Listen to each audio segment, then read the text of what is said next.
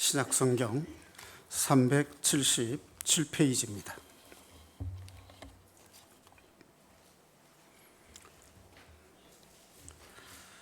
찾으셨으면 함께 봉독하시겠습니다. 믿음의 결국 곧 영혼의 구원을 받음이라. 아멘.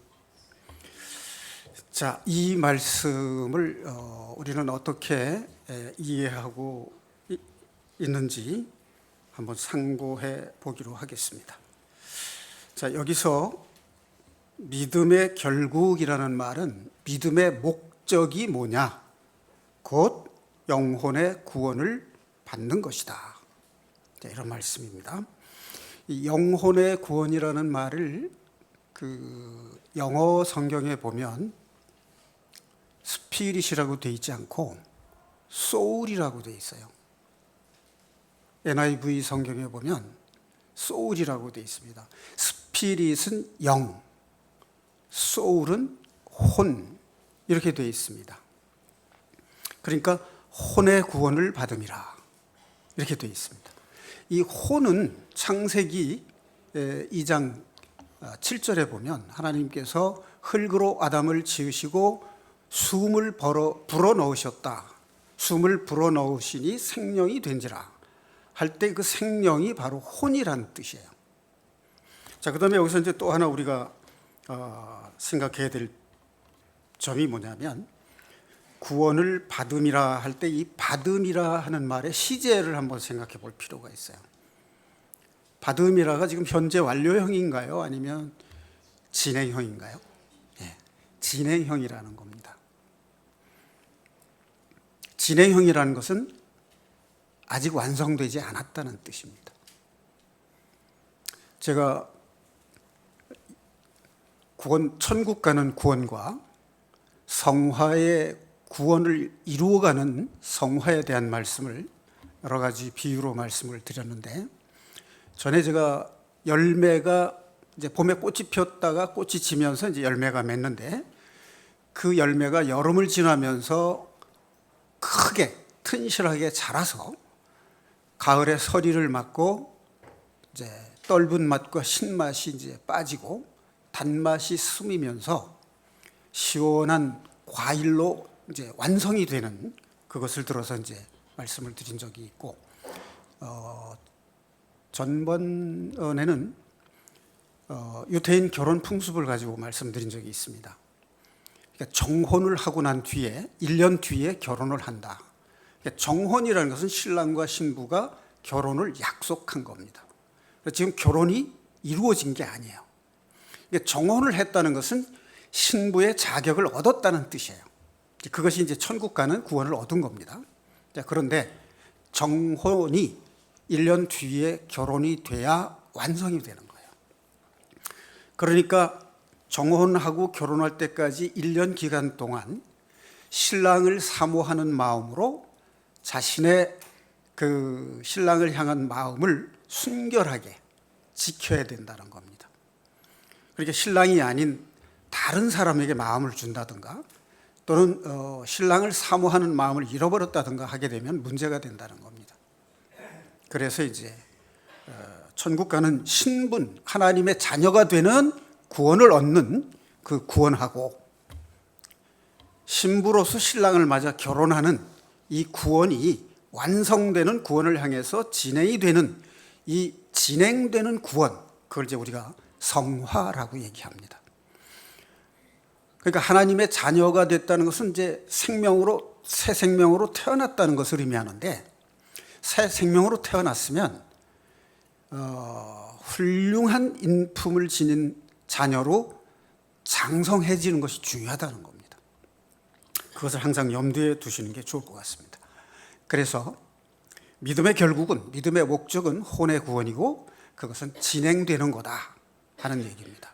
이렇게 말하면 영의 구원과 혼의 구원이 뭐가 다른가 이렇게 생각할 수가 있어요. 그러니까 좀 전에 말씀드린 것처럼 우리가 하나님의 자녀된 신분이 하나님의 자녀된 구원을 얻은 것이 이제 천국 가는 자격을 얻은 거예요. 그게 영의 구원이에요. 그런데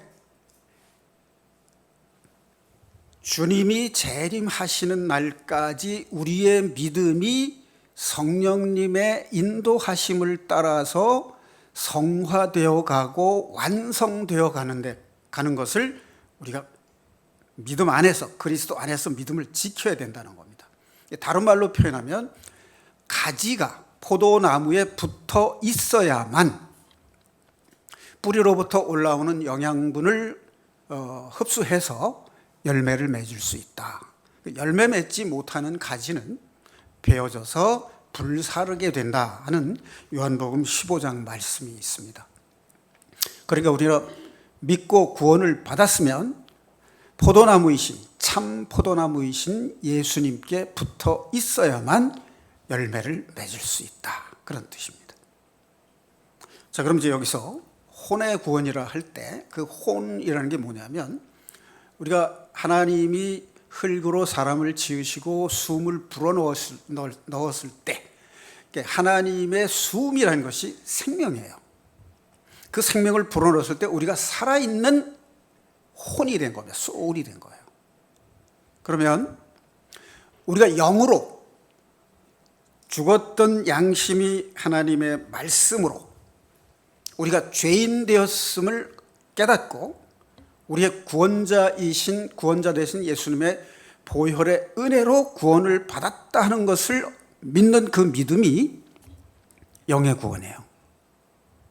이렇게 구원을 받았으면 성령께서 우리 양심 안에서 우리를 길러 가시는 거예요. 자, 그런데 혼의 영역이 뭐냐면, 혼은 생각하는 것, 즉 머리와 느끼는 것, 감정과 그 다음에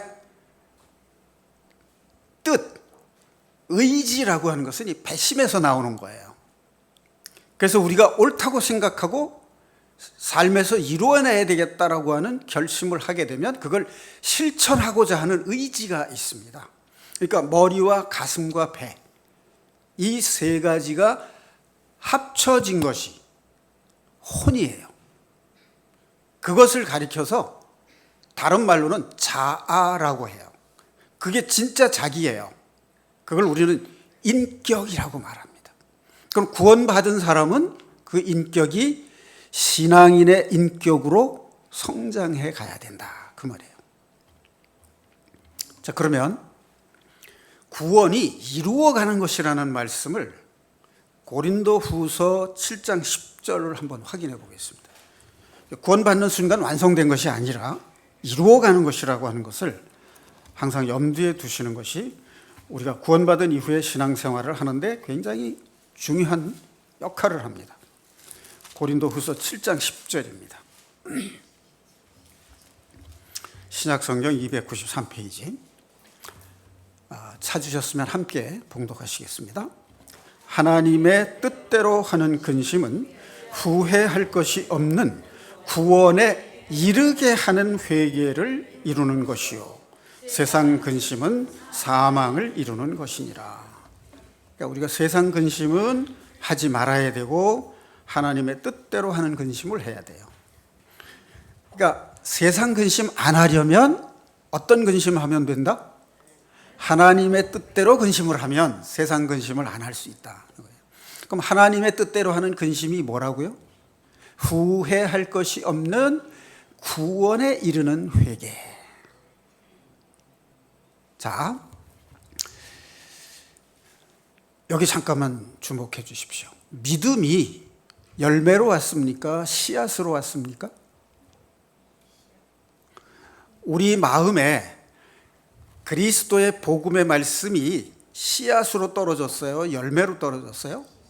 씨앗으로 떨어졌죠. 그 씨앗이 껍질이 죽고 싹이 나고 줄기가 자라고 꽃이 피고 열매가 맺음으로써 열매가 되는 거잖아요. 자, 그렇다면 회개가 이제 우리가 구원받을 때 내가 죄인임을 깨닫고 회개를 통해서 죄사함을 통한 구원을 얻었어요. 그러면 회개가 열매로 주어졌습니까? 씨앗으로 주어졌습니까?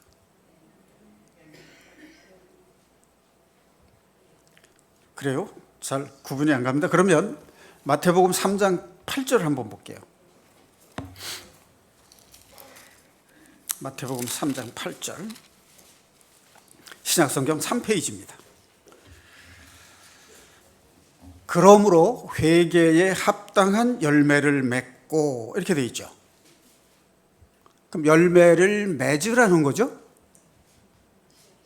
그러면 열매로 주어졌다는 거예요? 씨앗으로 주어졌다는 거예요? 씨앗으로 주어졌다는 거예요. 그럼 회개가 열매로 주어진 것이라면 완성된 것을 의미하는 거잖아요. 그러니까 씨앗으로 주어진 회개를 열매 맺게 하라, 완성하게 하라, 그 말이에요. 자, 그러면 우리 마음속에 구원받을 때 한 회개가 지금 완벽한 회개란 뜻이에요? 그렇지 않다는 뜻이에요. 질적으로는 완벽한데 양쪽으로는 아직 성장되지 않은 상태다 하는 것을 말하는 거예요. 다시 말하면 처음 구원받을 때 회개한 사람이 자기 죄에 대한 인식의 정도하고 죄인이라고 하는 인식은 똑같아요. 그렇죠? 그런데 구원받은 이후에 성령의 인도함을 통해서 성화가 많이 이루어지고 성숙한 그리스도인들의 회개는 초신자가 구원받을 때 한 회개와 질적인 그 차이가 있다는 거죠. 성숙한 그리스도인은요, 다른 사람의 마음을 아프게 했으면 그것이 나의 잘못이라는 걸 인식하고 회개를 해요. 그런데 그게 무슨 회개할 잘못이냐, 그렇지 않은 사람 세상에 어디 있냐, 이렇게 대수롭지 않게 생각하는 것은 그만큼 회개에 대해서 민감하지 않다는 것을 의미하는 거예요. 그렇죠? 그러니까 믿음이 성숙한 만큼 회개도 민감하게 이루어진다, 그런 뜻이에요. 이해하시겠죠? 씨앗은 자라야 되는 거예요. 그렇지 않습니까, 여러분?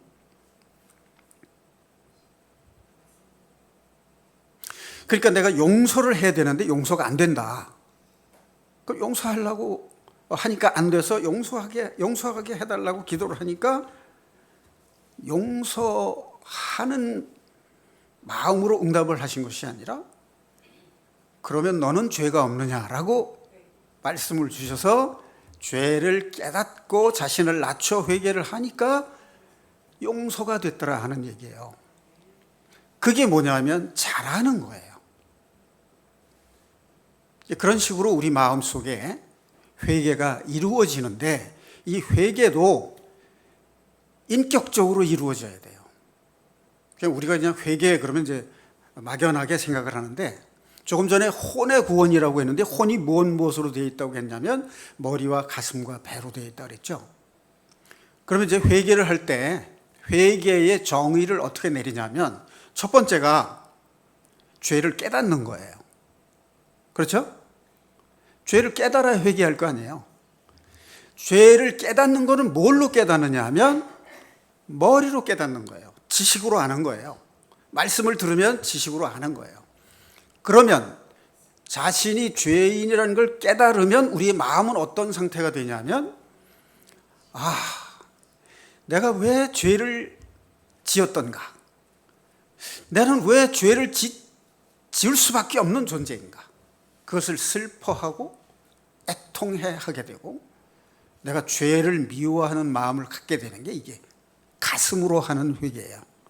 그러니까 머리로는 죄를 깨닫고 가슴으로는 죄를 슬퍼하고 애통하는 마음을 가지는 거예요. 그 다음에 의지로는 하나님께로 돌아가야 한다라고 결심하는 거예요. 돌이키는 것이죠. 그게 인격적인 회개입니다. 그런데 머리로 죄를 깨달았어요. 그리고 회개를 했다고 생각할 수 있습니다. 그거는 지식으로 하는 회개예요. 마음에 없는 회개다, 그 말이에요. 머리로 죄를 깨닫고 마음으로 내가 죄인임을 슬퍼하고 죄를 왜 지을 수밖에 없는 존재인가 하는 것을 애통해하는 마음이 바로 마음으로 하는 회개예요. 여기까지만 하면 이건 완전한 회개가 아니라는 거예요. 돌이키지 않으면 회개가 아니다 그 말이에요. 그러니까 돌이킨다는 것은 내가 그 죄를 더 이상 짓지 않기 위해서 하나님의 성령의 인도함을 받고 사로잡히고 성령이 나를 통치해서 강권적으로 나를 끌고 가시기를 바라는 기도하는 마음, 그게 회개라는 거예요. 그게 혼의 구원을 이루어가는 거예요. 이해하시겠죠? 자, 그러면 이 회개도 혼의 영역, 인격, 전인격적으로 이루어지는 것이듯이 그 회개가 이루어진 사람의 신앙 상태도 인격적으로 이루어지는 거예요. 그럼 죄를 깨달은 사람은 그 회개를 통해서 어떤 신앙 자세를 가지게 되느냐? 죄를 깨닫는다는 얘기는 신앙적으로 어떻게 나타나냐면 하나님을 경외하는 마음으로 나타나는 거예요. 하나님을 경외한다는 말은 예수 그리스도께서 살아계신 하나님의 아들이시여 우리의 구원자 되심을 아는 거예요. 그렇게 나타나는 거예요. 그러니까 마태복음 16장에 보면 예수님이 베드로가 이제 신앙 고백을 했잖아요. 주는 그리스도시요 살아계신 하나님의 아들이시니다라는 신앙 고백을 듣고 너로 하여금 이것을 깨닫게 한 것은 복되도다. 이건 너로 깨닫게 한 것은 내가 한 것이 아니라 하나님 아버지께서 하신 것이다라고 말씀하시잖아요. 그리고 이 반석 위에 교회를 세우시겠다라고 약속을 하십니다. 그러니까 우리가 죄인임을 깨달았다는 얘기는 하나님이 살아계시고 예수 그리스도가 우리의 구원자이시라는 것을 아는 것이 죄를 깨달은 사람에게 나타나는 신앙의 모습이다 그 말이에요. 그 다음에 우리가 죄인임을 슬퍼하고 애통하는 그 회개에 해당하는 신앙 자세는 어떻게 나타나느냐? 나를 구원해 주신 예수 그리스도에게 감사와 찬양을 드리는 신앙 형태로 나타나는 거예요. 그러니까 회개가 된 사람은 예수님이 나의 구원자 되심을 찬양하고 감사하는 신앙 자세가 나온다는 거예요. 자, 그 다음에 나의 죄인됨을 깨닫고 애통하면서 돌이키는 결심을 했다면 그것이 어떤 신앙 자세로 나타나느냐 하면 삶으로 실천하는 모습이 나타나게 된다는 거죠. 정리가 되셨습니까? 이제 도표를 그리자면 이렇게 선을 하나 긋고 이렇게 선을 그으면 이쪽에는 지정의가 되는 거고 여기는 회개, 여기는 신앙. 그럼 이제 회개가 지적으로는 죄를 깨달음, 그 다음에 죄를 슬퍼하고 애통함, 그 다음에 돌이킴, 여기는 하나님을 경외하고 예수 그리스도가 구원자 되심을 아는 것, 그 다음에 구원자 되신 예수님께 찬양과 감사를 드리는 것, 그 다음에 내 삶을 통해서 나타나는 것, 그것이 전인격적인 회개고 전인격적으로 회개가 이루어진 사람의 신앙의 모습이다, 그런 얘기입니다. 정리가 되셨죠? 눈앞에 쓰지 않아도 상상으로 노트에다가 정리를 하시면 돼요. 지금 종이를 쓰지 않는 시대잖아요, 그렇죠? 그러니까 휴대폰에다가 그대로 이제 노트를 해도 되고, 그게 훈련이 되면 그냥 공중에다가 영상으로 그림으로 그리는 거예요. 그리고 내용은 기억을 하는 것이고. 자, 제가 이 말씀을 왜 드리느냐 하면 믿음이 씨앗으로 주어져서 열매 맺어가고 성숙되어 가듯이 회개도 씨앗으로 주어져서 성장하고 열매 맺는 것이다. 그런데 우리가 그런 의식을 가지고 신앙생활을 하면 내가 생활 속에서 회개할 것이 발견이 되는 거예요.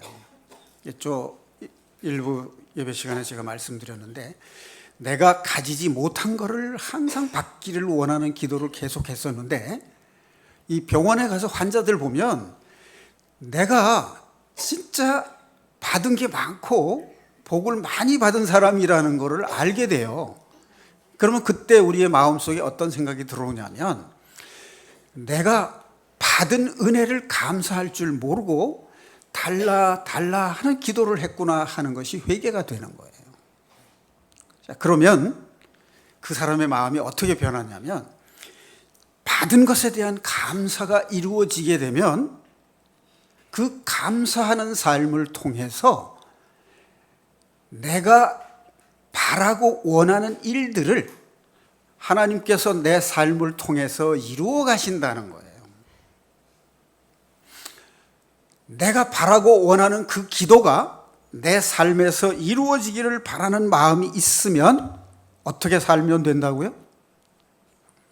받은 것을 감사하고 누릴 줄 아는 삶을 살면 내가 바라고 원하는 기도가 이루어진다고요. 이럴 때 우리의 믿음과 신앙이 한번 업그레이드 돼야 돼요. 그게 회개가 주는 열매입니다. 그래서 성숙한 신앙인은 회개를 통해서 자기를 가꾸어 나가는 거예요. 아름다운 훌륭한 인격체로 자신을 가꾸어 나가는 겁니다. 그것이 우리의 신앙이 되어야 되고, 믿음의 결국 곧 혼의 구원을 받음이라 하는 말씀이 바로 이 말씀이라는 뜻이에요. 자, 이렇게 성경에 있는 말씀을 성령이 가르쳐 주신 뜻으로 해석을 해서 설교를 하면 듣는 사람들이 성경을 알게 됩니다. 자, 그런데 이것은 누구에게나 똑같이 이해되는 보편적인 설교예요. 이렇게 설교를 듣고 돌아서서 교회 본당을 나가서 집에 가서 생활하면 다시 원점으로 돌아간다는 거예요. 이것이 문제죠. 그래서 보편적이고 일반적인 구원, 인격적인 혼의 구원을 이루어가는 그 말씀을 들었으면 이 말씀이 우리의 삶 속에서 어떻게 이루어져야 되느냐 하는 것에 대해서 우리가 생각해 봐야 된다는 거예요. 그래서 이제 1부 시간에는 홀로서기에 대한 말씀을 드렸어요. 그리고 2부 설교는 더불어 살기. 그걸 한번 생각을 해볼 필요가 있다 하는 얘기입니다. 자, 우리 그 속담에 그런 말이 있죠. 돈을 벌 때 어떻게 벌어서 어떻게 쓴다는 말이 있죠. 네? 네, 개같이 벌어서 정승같이 쓴다. 이제 그 말이 가지는 원래 뜻은 뭘까요?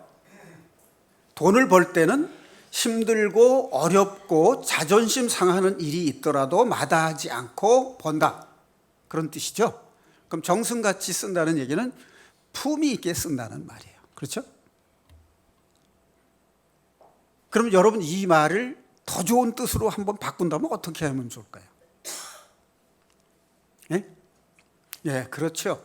정승같이 벌어서 정승같이 쓰면은 더 바랄 게 없는 거죠. 근데 문제는 정승같이 벌 수 있느냐가 문제죠. 예. 자, 그러면 돈을 버는 일에 돈을 벌고 쓰는 일이 네 가지 경우를 생각해 볼 수가 있어요. 정승같이 벌어서 정승같이 쓰는 거. 그렇죠? 근데 개같이 벌어서 정승같이 쓰는 게 이제 두 번째예요. 가장 첫 번째 좋은 거는 정승같이 벌어 정승같이 쓰는 거고, 두 번째는 개같이 벌어서 정승같이 쓰는 것이 두 번째로 좋은 거예요. 지금 세 번째는 뭐가 될까요? 그건 네 번째가 되는 거죠. 정승같이 벌어서 개같이 쓰는 거. 그럼 네 번째는 개같이 벌어서 개같이 쓰는 거. 자, 그러면 우리는 마땅히 그리스도인은 어떻게 벌어서 어떻게 써야 될까요? 그렇죠. 정승같이 벌어서 정승같이 써야죠. 자, 그럼 정승같이 번다는 말을 이제 품위 있게 벌고 정승같이 쓴다는 말, 이제 품위 있게 쓴다는 말로 표현을 했는데, 그러면 우리가 일터에서 어떻게 품위 있게 벌 것인가 하는 거죠. 그 각자 여러분들이 신앙 양심을 따라서 성경 말씀에 비추어서 내가 어떻게 해야 될 것인가를 자기 마음속에 정리를 해야 된다는 거예요. 그게 바로 뭐냐면 홀로서기예요. 하나님 앞에 바로 서는 겁니다. 자, 저는 애터미 사업을 속속들이 경험을 해보지는 않았지만 파트너가 잘 되게 도움으로써 자기가 밀물에 배가 떠오르듯이 올라가는 것, 그것이 품위 있게 보는 거죠. 그렇죠? 네. 참 좋은 일이에요. 자기의 파트너 사업자들이 잘 되도록 격려하고 마음으로 위로해주고 지원해줌으로써 그 사람들이 잘 되는 게 나의 기쁨이다 하는 것을 보여주면 그걸 보는 사람들이 마음속에서 스폰서를 위해서 나도 열심히 해야 되겠다 이런 마음이 일어나도록 하는 거, 그게 정성같이 버는 거다 그 말이에요. 그럼 정성같이 쓰는 것은요? 그 사람들이 잘 되게 마음으로만 할 것이 아니라 지원하는 것도 있어야 되죠. 지원을 하고, 지원을 할 때 생색 내는 것이 품이 있는 거예요? 생색 안 나는 게 품이 있는 거예요? 그렇죠. 돈을 썼는데 생색 내면요, 그게 물거품 돼요. 감사하지 않는다고요. 그렇게 좋은 일 했을 때 실망하거나 낙담하지 말아야 되는 거예요. 그것은 하나님께서 갚아주신다는 믿음을 가져야 된다는 거죠. 그게 품위 있게 쓰는 거죠. 이게 뭐냐면 그리스도인의 더불어 살기잖아요.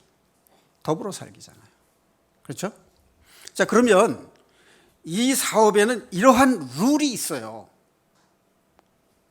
그리스도인들에게는 하나님의 법이 있고 하나님의 규칙이 있듯이 이 사업에도 룰과 규칙이 있어요.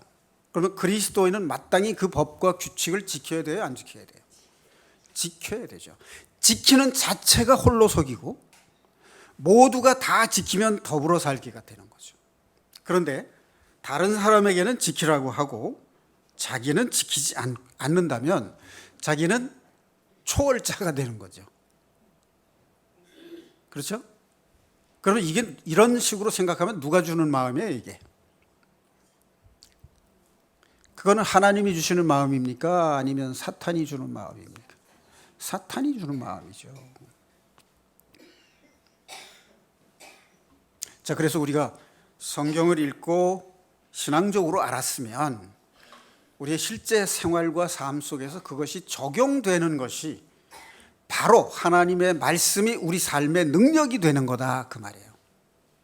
그게 씨앗이 열매가 되는 거죠.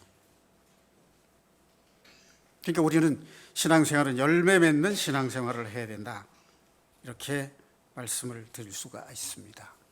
자, 지금 제가 두 가지 말씀을 드렸습니다. 회개는 씨앗으로 주어지는 거다. 그 다음에 회개는 전인격적으로 이루어지는 것이다. 그러니까 우리의 생각이 죄를 깨닫고 우리의 마음이 죄를 슬퍼하고 애통하며 우리의 의지가 돌이켜서 하나님의 뜻대로 살아가고자 하는 결심을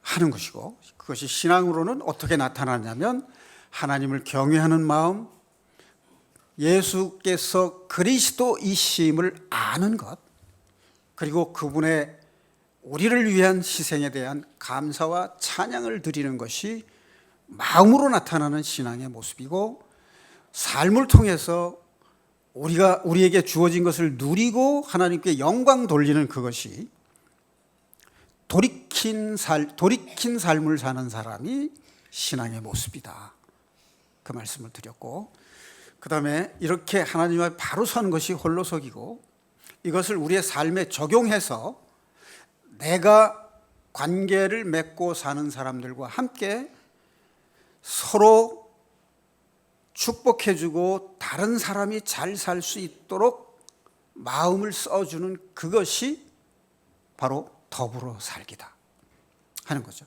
자, 그 더불어 사는 과정에서 첫 번째 지켜야 될 것이 규칙과 법을 준수해야 된다는 거예요.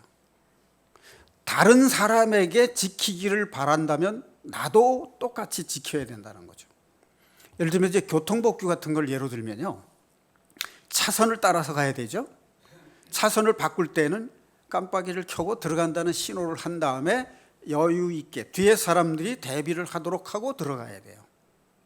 그리고 신호는 반드시 지켜야 됩니다. 신호를 안 지키게 되면 이제 교통사고가 날 염려가 있기 때문이죠. 그런데 만약 어떤 사람이 나는 권력과 지위가 높으니까 나는 법규를 안 지키고 너희들만 지켜라, 그러면 이 사람이 더불어 살 수 있는 사람인가요? 네. 이런 사람은 더불어 살 수 없는 사람이에요. 네. 이런 사람들이 세상에 있습니까? 없습니까? 네. 있어요. 그러면 우리 안에 있으면 돼요, 안 돼요? 네. 우리 안에는 그런 사람이 있으면 안 되죠. 우리는 한 피바다 한 몸이 이룬 형제 자매니까 그럴 수 없습니다. 자, 그 다음에 우리가 잊기 쉬운 것이 뭐냐면 구원받았으니까 그 뒤에 어떤 말이 와야 될지 빈칸에다가 여러분들이 한 가지씩 한번 넣어 보십시오. 자기 경우를 생각하거나 다른 내가 본 어떤 사람의 경우를 생각해서 한번 집어넣어 보세요. 구원받았으니까 예의를 안 지켜도 된다. 그까지 예의 지키는 게 뭐 중요해? 구원받는 게 최고지. 이 말을 맞죠? 말은 맞죠. 구원받는 게 최고죠. 그 말 자체는 맞아요. 그런데 거기서 우리가 소홀히 해서 안 되는 것이 있다는 거죠. 구원받는 게 중요하지만 남을 배려하고 예의 지키는 것도 중요하다, 그 말이에요. 그런데 구원받았으니까 이 명분을 내세워서 무례하게 굴어도 괜찮다라고 인식하는 거, 이거는 더불어 살기가 안 된다는 것이요. 그렇잖아요. 예? 구원받은 사람은요, 구원받은 사람다워야 돼요. 그렇지 않습니까? 구원받지 못한 사람을 무시한다든가 얕잡아 본다든가, 또 구원받지 못한 목사들을 보고 구원도 못 받은 게 이런 식으로 생각하면 안 된다는 거죠. 정말로 구원받은 사람이라면 그 사람들이 구원받을 수 있도록 인도해 주는 것이 아름다운 모습이지, 무례하게 구는 것이 아름다운 모습은 아니다라는 얘기예요. 그러니까 첫째는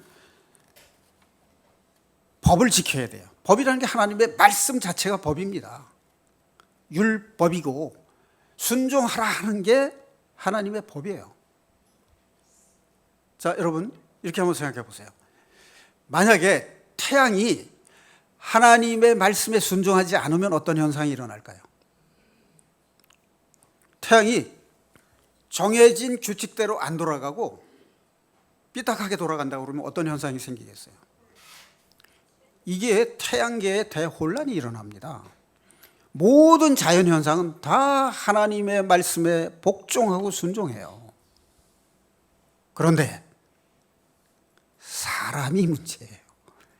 그럼 사람이 왜 문제입니까? 하나님께서 사람에게는 자유로운 선택 의지를 주셨다는 거예요. 그건 복이에요. 화가 아니고. 우리를 로봇으로 만들지 않고 아바타로 만들지 않았다는 거예요. 예를 들어서 어떤 사람이 나를 보고 너는 나의 아바타로 내가 시키는 대로만 해라 그러면 제가 삶을 기쁘게 살 수 있겠습니까? 존재감이 없잖아요. 여러분 시키는 대로만 살고 싶어요? 그런 마음 없잖아요. 내 뜻대로 살고 싶잖아요. 그렇죠? 그런데 내 뜻대로 사는데 도를 넘으면 안 된다는 거예요. 경계선을 넘어가면 안 된다는 거예요. 사탄이 하나님처럼 되겠다라고 하면 안 되는 거고, 자식이 아버지처럼 하겠다고 그러면 안 되는 거라 그 말이에요. 자기 위치를 지켜야 돼요. 그렇죠? 그게 바로 법을 지키는 것이고, 그 법은 하나님의 말씀이고 하나님의 말씀은 질서이기 때문에 그걸 안 지키게 되면 질서가 무너진다 그 말이에요. 그래서 법은 지켜야 되는 것이고, 이 세상에서도 법은 지켜야 되잖아요. 교통법규도 지켜야 되고. 자, 그 다음에 두 번째가 이제 그건 타율적인 제재를 가하는 법이에요. 안 지키면 벌 받는 거예요. 그런데 우리가 안 지켜도 벌 안 받는 게 있어요. 그것이 이제 도덕적 규범이라고 하는 거예요. 그게 이제 소위 뭐냐면 예의 범절이라는 거예요. 예의 범절. 그리스도인들은 구원만 받으면 예의 범절 안 지켜도 된다라고 하는 생각은 홀로 서기도 안 되는 거고 더불어 살기도 안 되는 거다, 그 말이에요. 여러분, 다른 사람이 날 무시하면 내가 기분 좋습니까? 다른 사람이 나를 차별하면 기분 좋습니까? 네, 그렇지 않죠. 그러면 나도 다른 사람 무시하면 안 되는 거잖아요. 그럼 나도 다른 사람 차별하면 안 되는 거죠? 네, 바로 그게 바로 뭐냐면 자율적인 규범이라는 거예요. 그걸 가리켜서 우리가 뭐라 하냐면 예의와 배려라고 말하는 겁니다. 그러니까 구원받은 성도는 하나님의 말씀의 법을 지켜야 되고, 구원받은 사람은 구원을 받았기 때문에 더더욱 예의를 지키고 남을 배려할 줄 알아야 돼요. 예를 들면 어떤 사람이 이렇게 지방을 가다 보면 이제 KTX를 타고 이제 오는데 뒤에 그 책이나 뭐 가방이나 이런 거 올려놓을 수 있도록 이렇게 상으로 돼 있는 게 있어요. 음식 같은 것도 놓고 이제 먹을 수 있고. 그런데 그거를 올렸다가 내려놓을 때 그냥 탁 놓는 사람이 있어요. 근데 그거 올릴 때도 천천히 빼서 시끄럽지 않게 해야 되지만 내릴 적에도 손을 잡고 끝까지 내려야 돼요. 그걸 그냥 놓으면 탁 하고 떨어집니다. 그러니까 그만큼 물건을 잘 못 만들었다는 얘기이기도 하고요. 떨어질 때 스무스하게 떨어지도록 만들면 더 좋죠. 그러니까 이제 제작비가 많이 들겠죠. 근데 제작비를 줄이면서도 그렇게 만들 수, 그런 제품을 만드는 나라가 이제 애터미 나라잖아요. 예. 그 다음에 발로 툭툭 치는 사람이 있어요. 이게 왼쪽으로 다리 꼬고 앉을 때 한번 툭 치고, 내릴 때 한번 툭 치고, 또 오른쪽 다리 올릴 때 한번 툭 치고, 내릴 때 한번 툭 치고. 그 사람의 의식은 전혀 배려하는 마음이 없는 거예요. 근데 뒷사람이 자기한테 그러면 좋아할까요? 자기도 싫을 거예요. 그렇죠?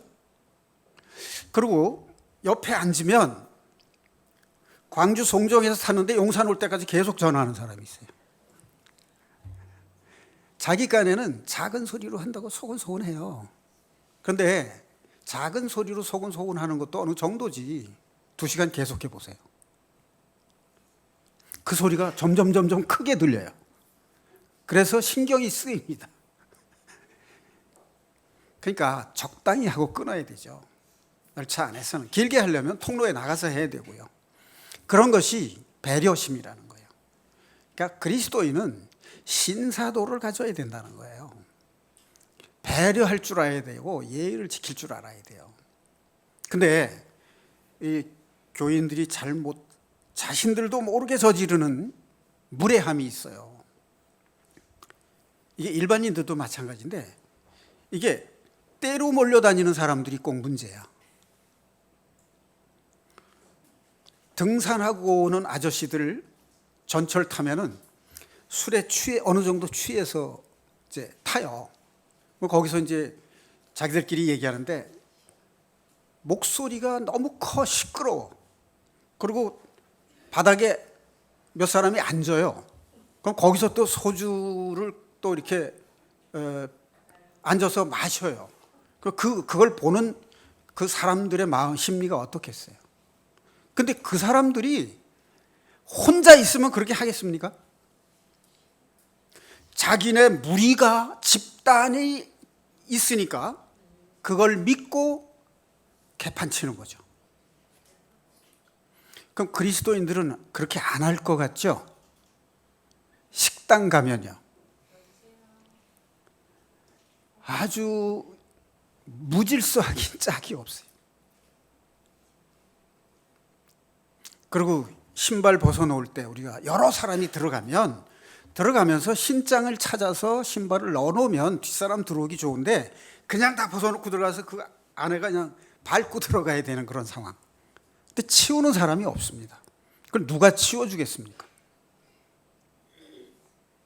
그러니까 지금 제가 이런 얘기를 하니까 구체적인 사례를 얘기하다 보니까 꼭 잔소리하는 것 같이 되네. 여기서도 마찬가지예요. 여기 교육관에 보면 신장이 있습니다. 들어갈 때요, 자기 신발 들어서 신장에 놓고 실내화 신고, 그러면 그 입구가 항상 공간이 확보가 돼요. 근데 그런 의식이 우리가 없습니다. 이런 것도 훈련이 돼야 된다는 거죠. 그게 홀로서기와 더불어 살기예요. 이해됩니까? 네. 자, 목사님 그런 줄 몰랐더니 너무 섬세하고 너무 시시콜콜하네. 생긴 거 보고 짐작했잖아요. 짐작 못했습니까? 그런 사람들에게 더 복이 임하기를 바랍니다. 자, 그 다음에 이거는 정말 우리 사회에 필요한 건데요. 교인들이 식당에 가거나 야외에 가거나 집단으로 가게 될 때 다른 사람들 의식하지 않고 자기네들 멋대로 하는 거, 이거 예의와 배려심이 없는 거다 그 말이에요. 그러면 주사랑 교회 교인들은 어떻게 해야 될까요? 저 사람들은 어느 교회 사람들인지 모르지만 참 교인답다, 그런 얘기 들어야 되지 않을까요? 예. 자, 그 다음에요, 여선교회에 대한 얘기 한마디 할게요. 이 교회 나온 지 6개월이 됐어요. 그러면 6개월이 됐으면 먼저 나온 자매들이 어떻게 신앙생활하는 거 봐야 돼요. 그리고 자기도 섬김을 받기만 하지 말고 나도 어떻게 섬길 것인가 하는 방법을 찾아야 된다 그 말이에요. 그게 더불어 살기 아니에요? 네? 네. 나는 아직 사업이 정착이 안 되고 뭐든지 안정이 안 됐기 때문에 나중에 성공하고 나서 하지. 성공하는 것이 빨리 되면 좋은데 시간이 걸리게 되면 그게 그만큼 섬김을 받기만 하고 섬기지 못하는 것이 된다 그 말이에요. 그렇죠? 자, 섬기는 사람의 불평이 많을까요? 섬김 받는 사람이 불평이 많을까요? 그게 참 묘하죠. 섬기는 사람은 불평을 덜해요. 근데 섬김 받는 사람이 불평을 더 한단 말이에요. 그것도 자기 신앙생활을 성숙하게 하기 위해서 섬김 받았으면 이제 나도 섬겨야 된다는 걸 빨리 깨달아야 돼요. 어때요? 이게 더불어 살기 아닌가요? 예? 그럼 이거를 헌금에다가 비교하면 또 어떨까요? 헌금은 성공한 사람들이 내는 거고 나는 헌금 안 해도 괜찮다. 그렇게 생각하기보다는 과부의 두 렙돈 이야기도 나오잖아요, 성경에. 그러니까 내 형편대로 하고 적으나마 헌금을 하는 것이 마땅한 신앙생활이다 하는 거죠. 많이 하라는 얘기가 아니에요. 조금이라도 자기 형편에 맞게 헌금을 하는 것이 나의 신앙생활에 홀로 서기고 더불어 살기가 된다 그 말이에요. 이 물질에도 세례를 받아야 된다 그런 말이 있어요. 주머니가 세례 받아야 된다 그런 말이 있습니다. 무슨 말인지 이해가시죠? 그러니까 물질 생활에 있어서도 홀로 서기와 더불어 살기가 돼야 된다 하는 말씀을 드리는 겁니다. 자, 그 다음에 마지막으로 한 말씀 드릴게요. 우리가 이렇게 작은 교회에 모여 살면서도 항상 편이 있어요. 편가르기를 해요. 참 희한해. 내 마음에 안 들면 내 편이 아니죠. 그렇죠? 근데 내 편은 아까도 얘기했지만 용서가 되는데 내 편이 아닌 사람은 용서가 안 되는 거예요. 조선시대에도 당파 싸움이 심했는데 유명하신 역사적으로 아주 유명한 분인데 실명은 되지 않겠습니다. 왜냐하면 그 사람 성씨가 들어가기 때문에 같은 성을 가진 분들이 혹시 섭섭해할까 봐 실명은 되지 않겠습니다. 그 사람이 무슨 말을 했냐면 우리 당이면 역적 죄를 졌어도 벌할 수 없다. 어때요? 우리 당이면 역적 죄를 졌어도 벌할 수 없다. 야, 이거 공정하지 못한 거죠? 네, 불공정해요. 그러니까 모든 법은 모든 사람에게 공평하게 적용해야 돼요. 그래야 그게 공의고 정의죠. 그렇죠? 우리 편은 잘못해도 용서가 되는데 내 편이 아닌 사람은 잘못하면 용서가 안 되는 거. 이거 성경적인가요? 네, 성경적 아닌 것 같아요. 그렇죠?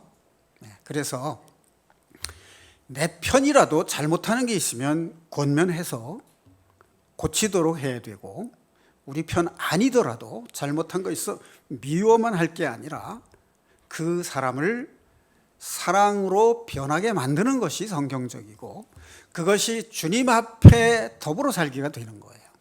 이 더불어 살기라는 말은 한 피보다 한 몸 이룬 형제 자매들의 아름다운 교제를 말하는 거 아니겠습니까? 그렇죠? 그러니까 우리가 설교를 보편적이고 일반론으로 교리적으로만 들으면 귀로 듣는 거예요.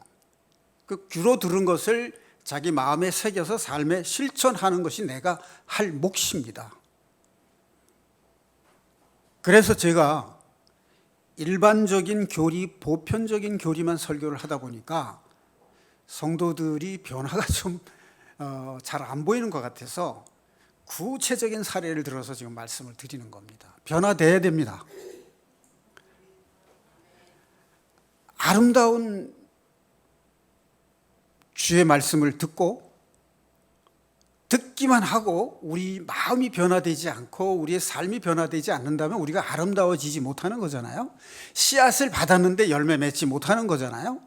자, 그래서 우리는 씨앗으로 받은 믿음을 열매를 맺어야 되고 구원의 열매, 회개도 씨앗으로 받은 만큼 열매를 맺어야 된다 그 말이에요. 앞으로는 여러분이 일반적인 교리 설교를 듣더라도 그것이 내 마음을 어떻게 물들이고 내 마음을 어떻게 변화시켜서 내 삶에 하나님의 말씀이 삶으로 사라질 것인가에 대한 자기 나름대로의 신앙에 적용을 시키는 삶을 살아야 된다 하는 말씀을 드리고 싶습니다.